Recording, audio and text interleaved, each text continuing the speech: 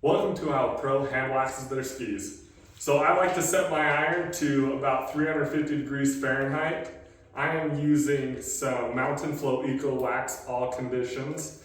It's a great option. We're just gonna do the tip today, and so I can really explain and walk you through all the steps. So we wanna go ahead and just apply the wax to the iron, let it drip on there. We don't need a ton. Simply because we're going to spread it around. The more wax you put on, the more wax you have to take off. So then you're just going to go ahead and iron it in. Don't go too fast, don't go too slow. You don't want your base to get too hot because you're going to be heating up all the materials in that ski, right? But you want to make sure that the wax is getting into the pores of the ski. So once your whole ski looks like this and it's all evenly coated, what you're going to want to do is wait about 5 minutes or wait for it to cool. And once it's cooled, you're gonna go ahead and take your scraper and you're just gonna scrape it off. You wanna make sure you actually go tip to tail, because that's the way you're gonna be skiing. So we wanna make sure that our motion of our wax is the same way as the motion that we're gonna be skiing. So you go ahead and just scrape it off. It's not as imperative to be scraping the tip to tail because it's not touching the snow, right?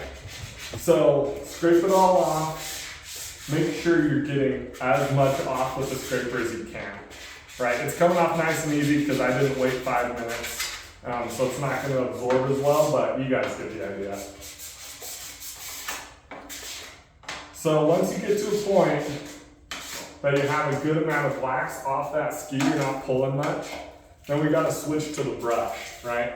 So I like to use a brass brush because it really gets in there and gets all the leftovers and cleans everything out. You don't wanna leave wax on your ski because that leftover wax, if it's too thick, will actually have the opposite effect on your ski and it will start to slow you down, right? So you get to the point where you're really not pulling anything out with your brush, but you have all these crumbs on here. You can switch to a pure nylon brush and just get all those crumbs off, buff it out. And then, I just like to use a paper towel, but Austin prefers a Scotch-Brite pad. You just take one of these and buff it. Makes it look nice and shiny. And I don't know if you can tell, if you want to come closer, but here's where I've applied wax and here's where I haven't, right? You can distinctly tell that this has a more sleek finish and this looks more rough, right? And that's what we're going for. We want it to be smooth and sleek to help you go faster.